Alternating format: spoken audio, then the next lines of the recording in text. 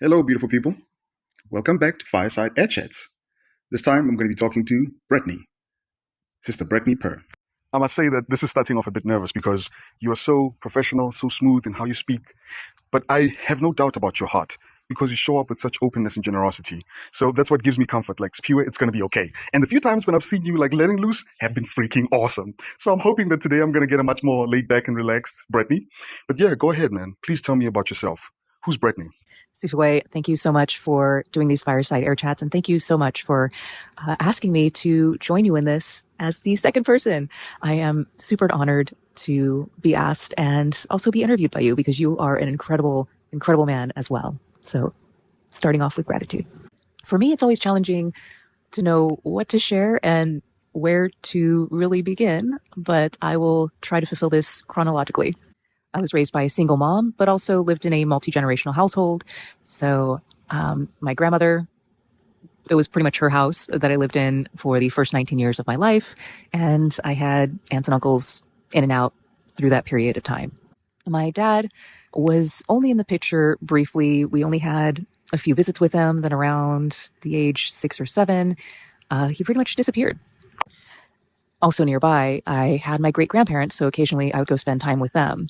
And spending time with them was like heaven. It was a complete contrast to what I was experiencing at home, which was largely ignored. So definitely abandonment, dealing with that sort of situation was part of that. But having that alone time is a blessing. However, the other blessing was spending time with my great grandparents who really patterned what healthy relationships look like. So my great grandparents managed an apartment complex even when I was younger, and they were married for 72 years. They were Czechoslovakian immigrants from World War I. So another interesting abnormal thing within my childhood is that household that I grew up in and lived in for 19 years of my life was haunted. And I have a great interview on my blog, Obscurum, that kind of goes into sharing the experience that I had, comparing it with the experience that one of my aunts had and that my mother experienced as well. Coming back to having lots of alone time, I think that was another blessing in disguise. I would spend time outside. I would spend time with pets. We had a whole bunch of different pets, cats, dogs. We had a rabbit at one point in time. My mom had cockatiels, fish. I ended up getting birds as well. They were finches, society finches and zebra finches. The society finches even had babies at one point. But that alone time helped me to really form aspects of myself that I don't think I would have otherwise.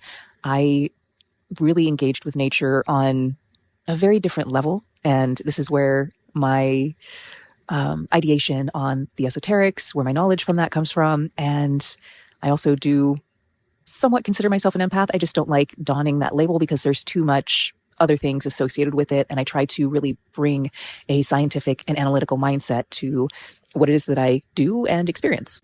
And that scientific and analytical mindset initially came from, yes, that space of being alone and having to figure things and a lot of things out on my own, especially my own survival in some ways. But just experiencing living in a haunted house and coming to terms or coping with the weird, uncomfortable situations of, things like suddenly seeing a 9-year-old Victorian girl in the backyard when I was 6. There's so many directions that I could explore with your story so far, but I think it would be better if I let you continue with your story, just with the brief highlights of each section of your life leading up to where you are. Because I would like to ask the questions in a way that is tied into who you've become, so that the story is much more thematic.